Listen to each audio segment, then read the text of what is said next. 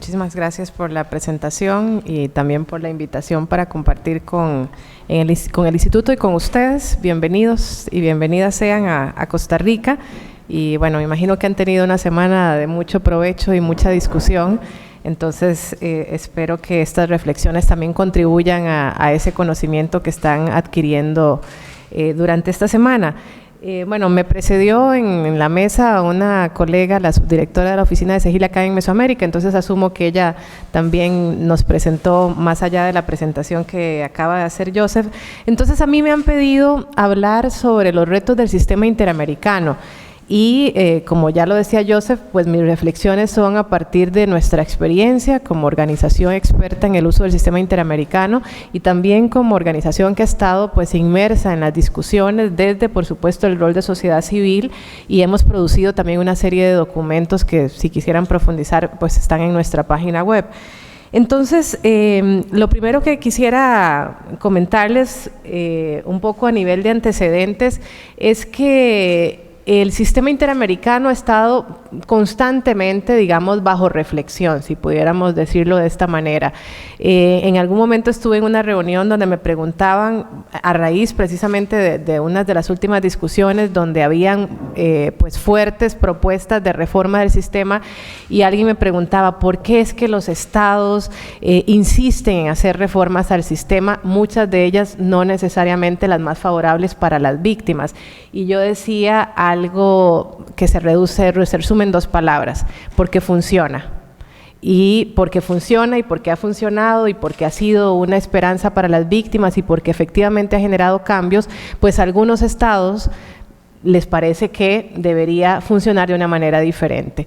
Y entonces, históricamente, debemos decir que ha habido diversas discusiones, no todas ellas negativas, porque ciertamente el sistema es perfectible, ciertamente hay muchas cosas que podrían hacerse para mejorar, y podemos empezar diciendo que desde 1996 hubo un primer proceso de discusión, de reforma, siempre le llaman fortalecimiento del sistema. Nosotros creemos que algunos de esos procesos no necesariamente buscan fortalecer el sistema, pero como dice acá la Filmina, bueno, de 1996, 2004, 2006, 2008, 2009, y más recientemente en el 2011 fue el último proceso formal de reforma del sistema.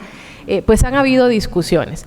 En algunos de estos procesos los resultados han sido muy positivos. Por ejemplo, se logró la representación autónoma de las víctimas de violaciones de derechos humanos. Esa fue una reforma producto de una de las discusiones. Antes, las víctimas, por ejemplo, para llegar a la Corte Interamericana, eran representadas por la Comisión Interamericana, y toda la información, las propuestas que tenían las víctimas se hacían vía Comisión Interamericana, y a partir de un proceso de reforma se logró que las víctimas tengan una representación autónoma.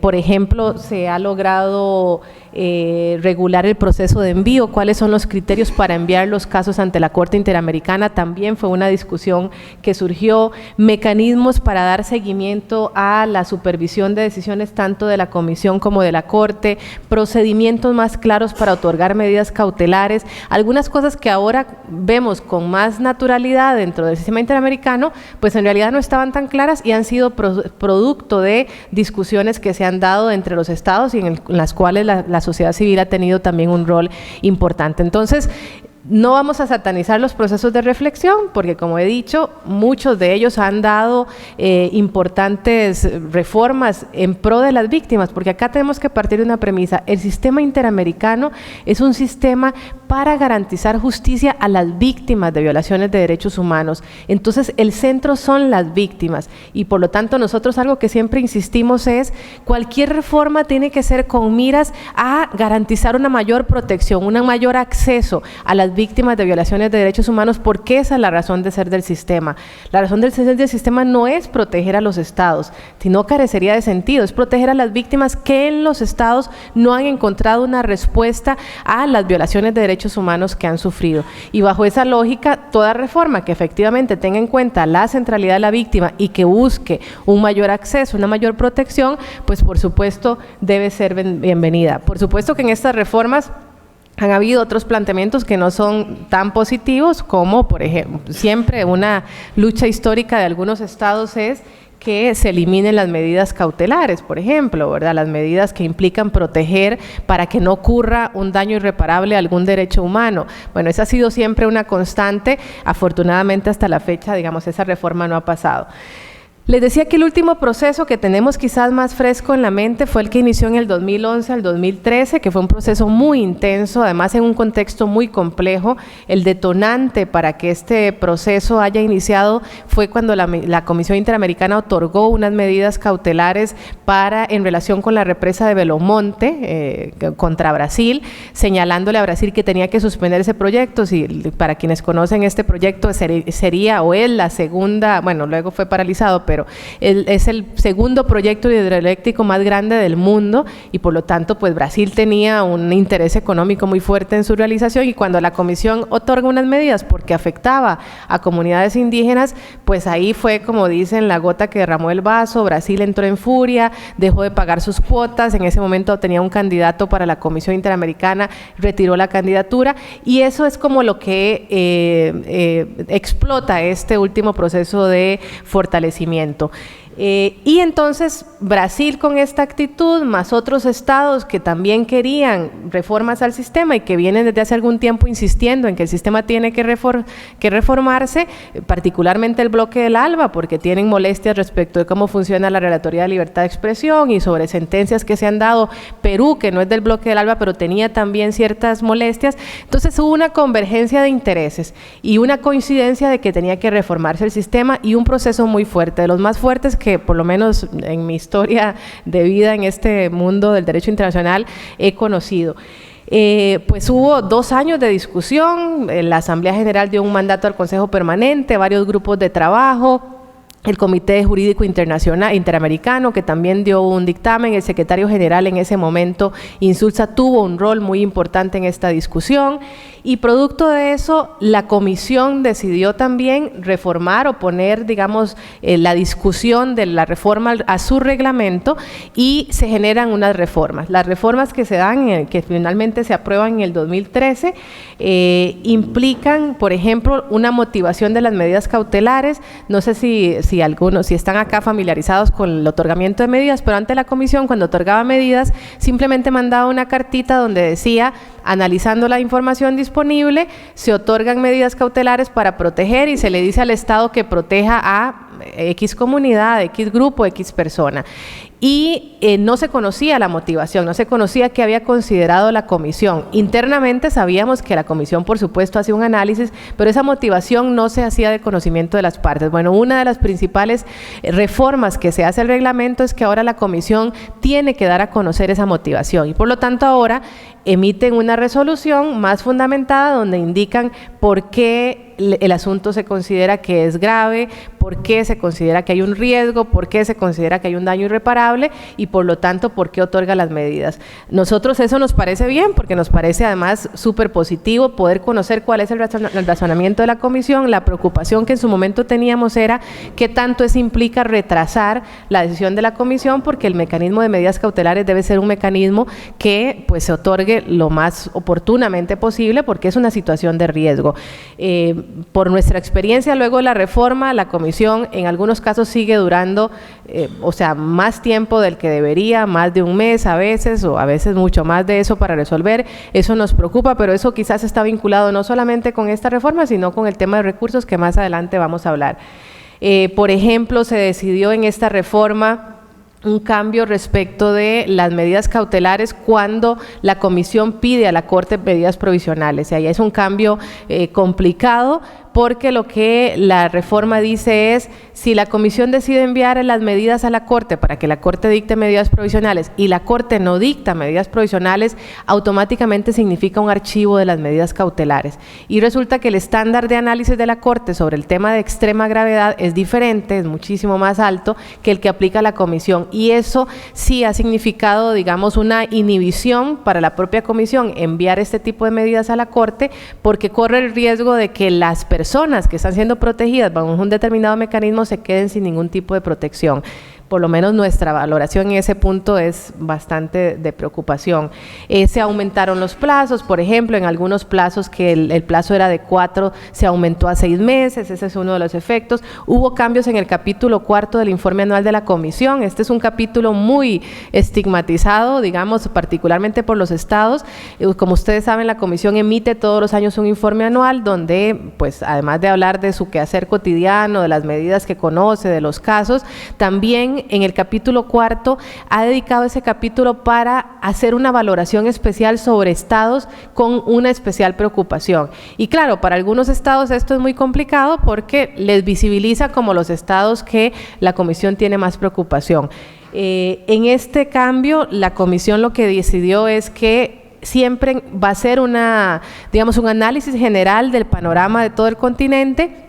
Va a mantener la preocupación especial respecto de algunos estados, los que la Comisión considere, pero explicita aún más, aunque ya estaban en otros instrumentos, explicita aún más bajo qué condiciones la Comisión incluye en su capítulo 4 a los estados. Y agrega algo diferente, y es que si el estado sobre el que la Comisión está valorando incluirlo en el capítulo 4 permite una visita in loco al país, entonces lo saca del capítulo 4 y le otorga o le hace un informe exclusivo sobre el país.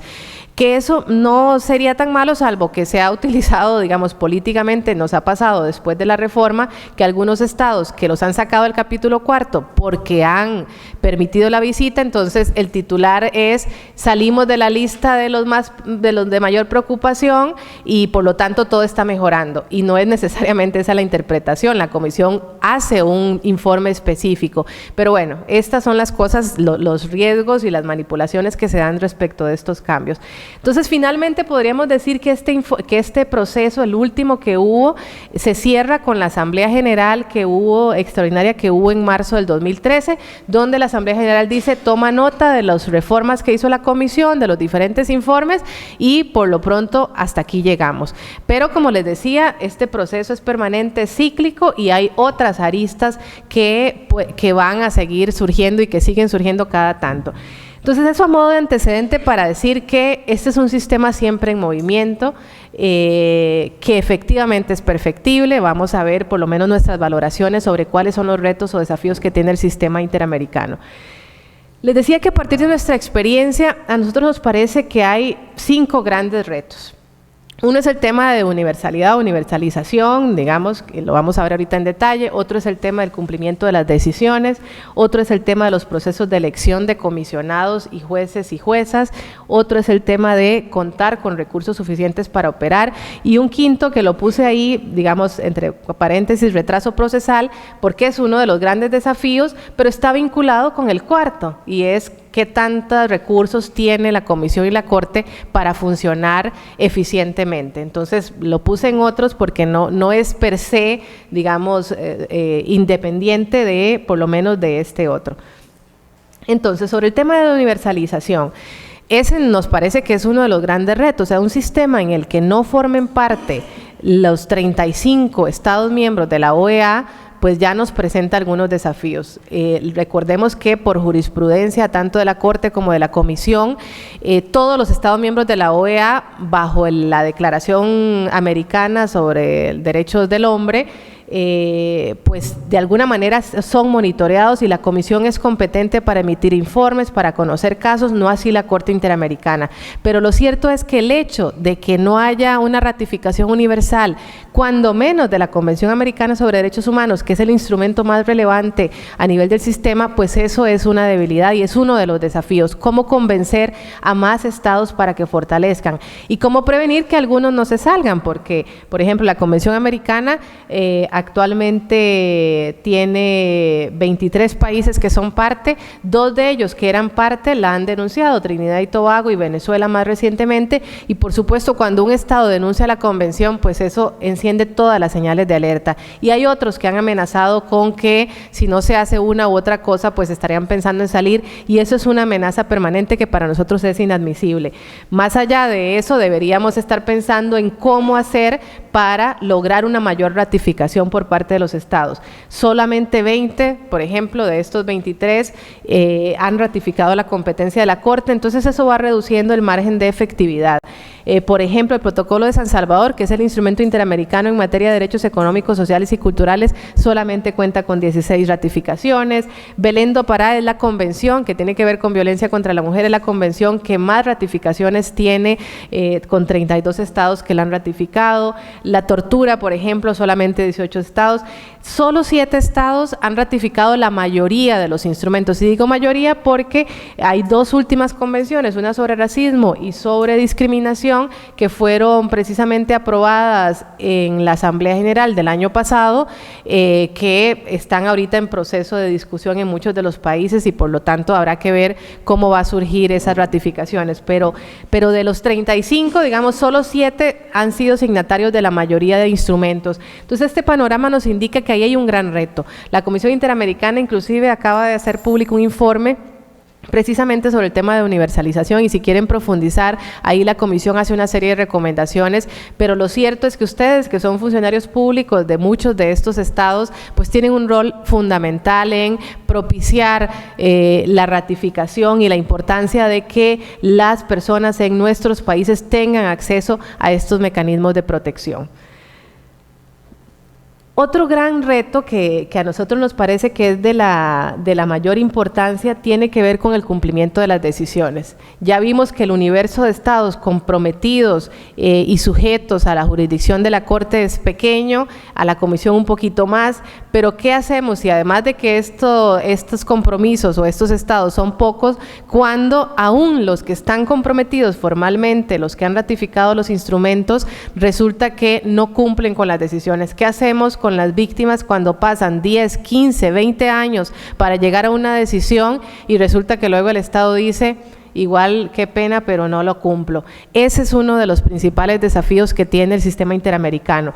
Si observamos el informe anual de la Corte Interamericana, el último, el 2015, ellos ahí señalan que el de 174 casos, omítanlo porque ese dato olvidé actualizarlo, en realidad son más de 200 casos ahorita, pero por ejemplo la Corte Interamericana tiene actualmente 172 casos en supervisión de cumplimiento. Eso quiere decir que no necesariamente todas las medidas de reparación en esos 172 casos están incumplidas, porque ahí pueden haber resoluciones donde algunas se cumplen, otras no se cumplen, pero lo cierto es que hay 172 casos abiertos, o sea, hay algún tema que no se está cumpliendo, y esto ya nos debe encender una señal de alerta.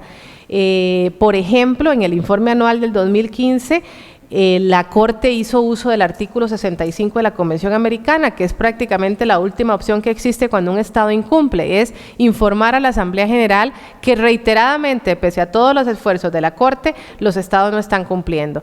Y hay casos en los que la Corte ha aplicado este artículo respecto de Haití, Nicaragua, Venezuela y Trinidad y Tobago, estados que en determinados casos reiteradamente han dicho o no se han presentado. Por ejemplo, nosotros litigamos un caso, representamos a una población indígena en Nicaragua, que agrupados bajo una denominación política que se llama Yátama, y la Corte les ha convocado audiencias para ver, porque implica una serie de reformas que garanticen los derechos políticos de los pueblos indígenas, y Nicaragua ni contesta ni asiste, y bueno, la última opción era necesitamos que hagan por lo menos esta sanción, que es lamentablemente de carácter político porque no implica más que eso, y bueno, la Corte ha dicho que aún cuando informe a la Asamblea General se reserva la posibilidad de seguir insistiendo por el cumplimiento.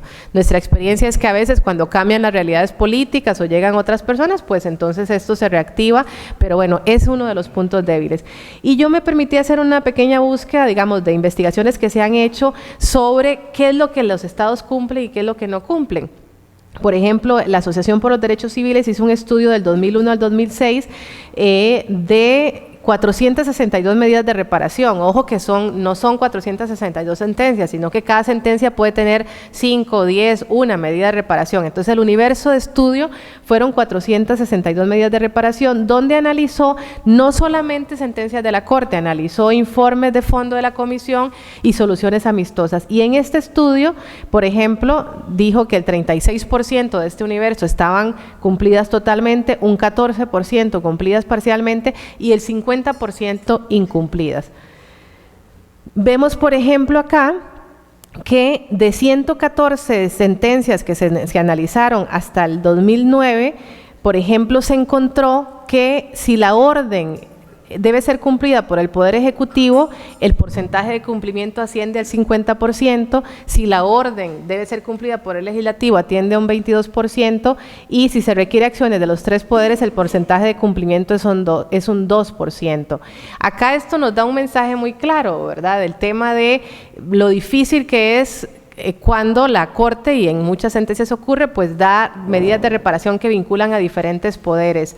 El Ejecutivo, que generalmente requiere acciones más vinculadas con infraestructura o garantías de satisfacción, actos públicos de reconocimiento, pagar indemnizaciones, eso en nuestra experiencia es lo que más rápidamente se cumple. Cuando el asunto implica investigar, ahí empezamos a tener serios problemas, y cuando implica cambios legislativos donde convergen diversas fuerzas políticas, pues ahí las cifras claramente lo indican, están mayores problemas. Por ejemplo, nosotros hicimos una pequeña investigación donde analizamos también sentencias del 2009 al 2014 vinculadas con Mesoamérica. No nos fuimos a ver sentencias de otra región, y en este pequeño estudio encontramos que de 137 medidas de reparación que analizamos en ese periodo, solamente el 16% habían sido cumplidas, 44% estaban totalmente incumplidas, un 2% parcialmente incumplidas, y habían 75 por supervisar. Estas 75 es porque todavía había algún tipo, o sea, plazos, o porque no había suficiente información para que la Corte dijera si estaba cumplida o no. Por ejemplo, en este mismo estudio, en estas 137 medidas que analizamos, podemos observar precisamente a dónde están, digamos, las dificultades de cumplimiento. Respecto de garantías de no repetición, un 11% estaban incumplidas, un 1% estaban cumplidas. Respecto de indemnización, el 12%, bueno, ya estaban por supervisar, un 5% estaban cumplidas, un 4% incumplidas. Sobre investigar y sancionar, habían un 11% que habían sido declaradas incumplidas y un 11% que todavía estaban en proceso de supervisión. Medidas de satisfacción, por ejemplo, el 18% incumplidas, un 10% que estaban cumplidas. Entonces ahí más o menos nos da, en ese universo de 137 medidas de reparación respecto de Mesoamérica, como digo, por donde, digamos, están los temas de cumplimiento. Entonces, ¿qué recomendaciones sobre el tema? O sea, en nuestro diario quehacer observamos que se presentan diversos obstáculos, ¿verdad? Entre funcionarios que dicen las sentencias de la Corte no son de obligatorio cumplimiento, o existe normativa interna que confunde sobre cuál es el carácter de las sentencias de la Corte Interamericana, o a veces, por ejemplo, en temas de investigación, que es lo clásico, a veces hay casos que resulta que ya hay un sobreseimiento definitivo, entonces lo primero que dicen las autoridades internas es, por el principio de non bis in idem, no podemos reabrir el proceso. Entonces se presentan este tipo, o a veces que nadie sabe cómo cumplir, o sea, a quién le toca hacer cada cosa. Entonces, algunas de las recomendaciones que no son exclusivas nuestras, digamos, que han sido discutidas es, bueno, cómo aclarar en las legislaciones internas que el carácter vinculante que tienen las decisiones del sistema, las sentencias de la Corte. Si bien no es necesario, porque el derecho internacional es claro, la Convención Americana es claro respecto del carácter vinculante de esas decisiones, pero bueno, tener alguna norma interna que pueda aclarar eso sería algo que quizás ayude a agilizar el cumplimiento de las decisiones. O, por ejemplo, la creación de órganos interinstitucionales y multisectoriales para coordinar o facilitar la implementación de las decisiones. O sea, en Honduras, por ejemplo, que acá veo varias colegas de Honduras, hay una mesa de trabajo liderada por la Procuraduría General de la República que sienta a representantes de diversas entidades para que coordinen el cumplimiento de las decisiones. Nos parece que eso en general podría ser una práctica interesante para facilitar el cumplimiento, o bien el diseño de pautas y procedimientos para la ejecución de indemnizaciones o superación de obstáculos, por ejemplo, en materia de justicia respecto de cómo dialogan las sentencias de la Corte Interamericana con figuras internas como la prescripción o el principio de non bis in idem. Y por supuesto tener en cuenta que en estos procedimientos la participación de las víctimas es fundamental. Algunas buenas prácticas que nosotros identificamos, por ejemplo, es en las constituciones de Argentina, Colombia, Guatemala y Nicaragua, específicamente se aclara como fuente de derecho a las obligaciones internacionales y se les da un valor interno, y eso, digamos, creemos que es algo positivo. Por otra parte, decisiones como nos pasó en Guatemala, una decisión de la Cámara Penal que declaró la autoejecutabilidad de las decisiones de la Corte Interamericana ante un caso, después varios casos que habían sido fallados por la Corte y que tenían medidas de reparación en temas de justicia, o sea, la obligación de investigar. En esos casos, esta decisión facilitó internamente que se tuviera claridad que cuando llega una decisión de la Corte Interamericana, es autoejecutable internamente y no requiere de un procedimiento adicional, y nos parece que eso es algo a destacar. Por ejemplo, el acuerdo sede de Costa Rica con la Corte establece claramente que las sentencias de la Corte Interamericana tienen el mismo valor que las sentencias de un tribunal interno, y por lo tanto eso también ha ayudado bastante. Acá hubo una discusión fuertísima hace no mucho respecto de un caso que la Corte falló, el caso de fertilización in vitro, y algo que aclaró, hubo discusiones, inclusive la Sala Constitucional hizo una interpretación de la sentencia señalando que le correspondía a la Asamblea, y luego llegó la Corte Interamericana y dijo, lo siento, el asunto es así, y se acabó la discusión. Todo el mundo a cumplir, y eso realmente facilitó, porque si no hubiésemos seguido acá discutiendo de cómo tenía que hacerse y de quién y de qué manera. Entonces, y una práctica interesante es algo que hicieron en México, por ejemplo, que tiene que ver para el cumplimiento de reparaciones económicas. Crearon un fideicomiso para el cumplimiento de obligaciones en materia de derechos humanos. Es un instrumento financiero que maneja una determinada institución bancaria. A ese fideicomiso el Estado aporta, pero resulta que las sentencias de la Corte o decisiones también de la Comisión Interamericana, una vez que son procesadas o que está la decisión, el Estado puede recurrir a ese fideicomiso para asignar los fondos necesarios para las indemnizaciones económicas, y ha demostrado ser bastante ágil en el funcionamiento. Sí. No, el SEAP tiene que ver con la Ley General de Víctimas, ¿verdad? Exacto, este es un fondo, es un fideicomiso especial para cumplimiento de obligaciones en materia de derechos humanos vinculado con decisiones de órganos internacionales. Entonces, pero es distinto al SEAP, ¿verdad?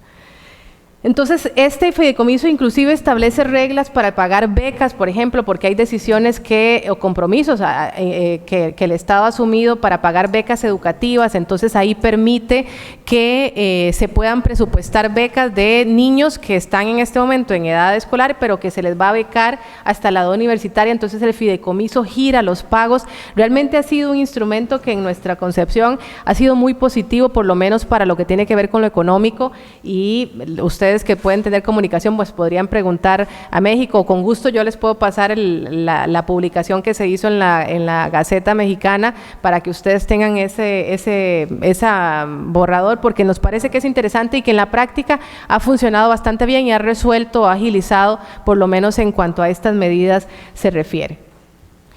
Otro de los grandes desafíos es el tema de procesos de elección. Yo les puse esa foto porque me gustaría ver qué es lo que ustedes ven en esa foto. ¿Verdad? Eso es lo más notorio y es por donde quiero empezar. Un órgano, ¿perdón? Blancos, ¿qué más? La calvicie tiene que ver con algo en particular.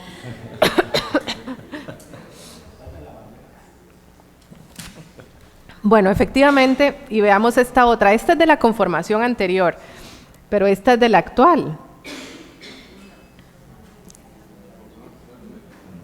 Bueno, una mujer blanca también, que admiramos muchísimo, pero es un problema de representatividad y que resta legitimidad al sistema interamericano. Cuando tenemos un órgano de un continente tan absolutamente y maravillosamente diverso como el americano, cuyo máximo órgano en materia de derechos humanos está conformado históricamente por hombres caucásicos, de cierta élite intelectual, digamos, y que físicamente, o sea, son bastante similares, nos dice que aquí hay un problema.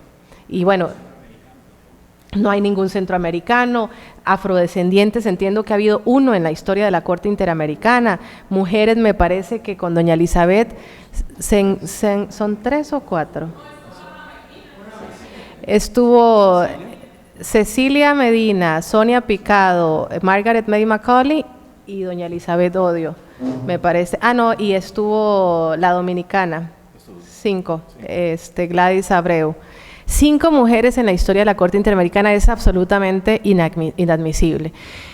Entonces, para empezar con esta conformación tan absolutamente del status quo de una élite intelectual latinoamericana, básicamente, o sea, ya vemos que hay un problema de principio, y no, por supuesto, estoy atacando las características de las personas en lo individual. Todos pueden ser personas muy competentes en lo que hacen, pero es que no podemos darnos, o sea, permitirnos que en el 2016 tengamos este órgano conformado de esta manera. Entonces, para nosotros ese es un tema también de legitimidad del sistema interamericano.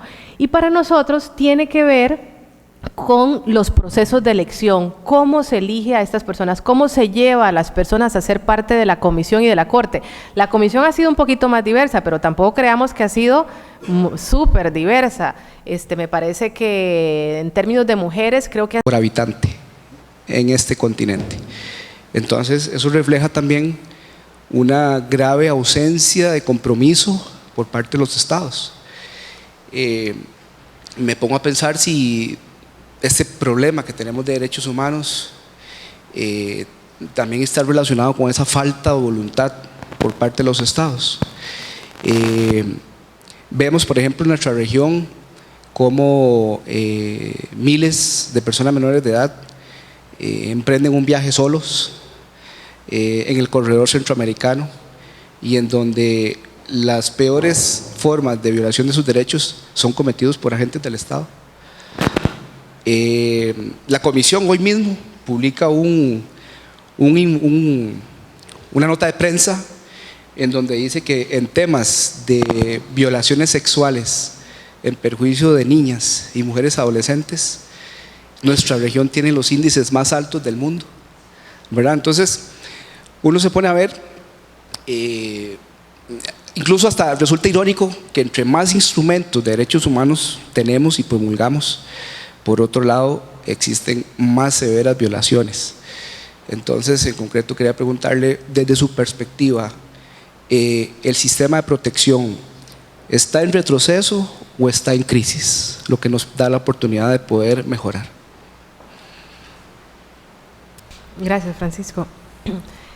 Mira, yo quiero pensar que está en crisis porque bajo tu denominación, cuando hay crisis, uno puede superarlo. Y porque, o sea, si pensara que no se podía superar, pues tengo que irme para la casa. Digamos que quiero realmente pensar que hay oportunidad de cambio y de mejorar. Y porque creo que hay otros actores que, o sea, que juntos podemos apoyar e intentar que se haga una diferencia. Creo que hay retrocesos importantes. Creo que hay que partir de una premisa. A ningún Estado le gusta que lo señalen como violador de derechos humanos. Y esto no es un tema de derechas ni de izquierdas. O sea, eso tengámoslo claro. O sea, no es que los que son de un lado son mejores y los del otro son, o sea, no es un tema. En mi experiencia, y yo que trabajo en la región mesoamericana, nosotros nos hemos sentado en la época del golpe de Estado en Honduras, en el 2009, nos sentábamos en una audiencia y el Estado nos decía, ustedes son chavistas. Y en ese mismo periodo nos sentábamos contra Nicaragua y nos decían, a ustedes les paga la CIA. Y a mí me parecía fantástico porque quiere decir que estamos más o menos bien. O sea, si uno nos acusan de la CIA y otros de chavistas, digamos, bueno, pues entonces yo me sentía más o menos tranquila. Pero esto para decirles que no es un tema de ideología, es un tema de que a ningún Estado le gusta que lo señalen. Y creo que hemos perdido esa capacidad de autocrítica, ¿verdad? Que si yo digo que Costa Rica, porque lo hemos dicho, tiene grandes retos para tratar a la población migrante, es una autocrítica, pero no es que sea desleal hacia mi Estado, que me parezca que me merezco, o sea, que soy la traición y que cometo la traición. Es que necesitamos vernos autocríticamente para mejorar, porque al final el centro del sistema interamericano es precisamente garantizar la dignidad del ser humano y no me importa si es de una determinada denominación religiosa, étnica, eso no es relevante, es el ser humano y es la dignidad del ser humano. Y creo que eso se ha perdido, o sea, porque eso, yo he visto estados de una u otra y a todos les disgusta. Y lo que ha pasado diferente en estas últimas crisis o en estos últimos procesos es que hay una convergencia de intereses donde no importa si sos de derecha o de izquierda. Ninguno quiere que le señalen. Todos quieren que digan que está todo bien. Y las cosas no están bien por los ejemplos que estás mencionando. Y yo sí veo algunos retrocesos importantes respecto de cosas que eran muy básicas, digamos, que dábamos por sentadas y que ahora resulta que están en discusión. Veo retrocesos en materia de independencia judicial, me parece que las clases políticas están cooptando los poderes judiciales y eso es tremendamente riesgoso para la institucionalidad interna. Veo retrocesos, discusiones en derechos de las mujeres que estaban más o menos ya dados y que ahora estamos otra vez reabriendo cuando se habla de la paridad de género, del feminismo, de derechos sexuales y reproductivos. En migraciones, la región nuestra, mesoamericana, es absolutamente caótica, o sea, nadie sabe qué hacer, porque es tan grande que nos sobrepasa la capacidad de reaccionar. Y veo que hay muchas mezclas, ¿verdad?, entre fundamentalismos religiosos que son de derecha e de izquierda, porque en Nicaragua, por ejemplo, que es un gobierno supuestamente socialista, pero los derechos sexuales y reproductivos están absolutamente vedados. Entonces, por eso digo que no es un tema ideológico, es un tema de que quienes llegan al poder quieren usarlo a su conveniencia y no quieren ningún tipo de escrutinio público. Y lo otro que me parece con el tema del sistema interamericano es que como la gente lo siente tan lejano, o sea, la mayoría de la gente lo siente muy lejano, entonces no son temas de discusión interna. Entonces resulta que si un Estado no contribuye al ciudadano costarricense, a la ciudadana costarricense o panameño, al otro, le da lo mismo, o sea, no le importa. Si un Estado no cumple con la sentencia esta de Yátama en Nicaragua, al nicaragüense le parece que es irrelevante que los indígenas tengan derechos políticos, o sea, no le afecta en su cotidianidad porque la gente está sobreviviendo en el día a día. Entonces, en la medida que la gente entienda por qué los sistemas de protección de derechos humanos son relevantes, por qué le impacta una determinada decisión, por qué le impacta que llegue una persona que no es la idónea, en la medida en que logremos sensibilizar más a la persona común sobre por qué le afecta en su vida la independencia judicial, ¿por qué es importante tener jueces independientes e imparciales? ¿Por qué es importante tener en la comisión y en la corte personas independientes e imparciales? Podríamos lograr que hayan costos internos ante determinadas decisiones de los estados a nivel internacional. Pero como estamos, por un lado, la élite que estamos en el derecho internacional y por otro lado, la gente que está sobreviviendo cotidianamente, ahí, en el tanto esto no se encuentre, los estados van a seguir teniendo las decisiones que quieran, las posiciones que quieran, sin mayor costo interno. Y ahí es donde creo que todos y todas tenemos un reto. ¿Cómo lograr hablar en lenguajes que la gente entienda por qué esto es importante? Y ahí el rol que ustedes tienen como funcionarios en su cotidianidad, de sensibilizar lo que tienen alrededor, me parece que también es fundamental. Nosotros tenemos un rol, pero ustedes aún más, porque están mucho más cercanos al poder y a la toma de decisiones que lo que podemos estar quienes estamos con el cartelito por otros lados, ¿verdad? Pero sí.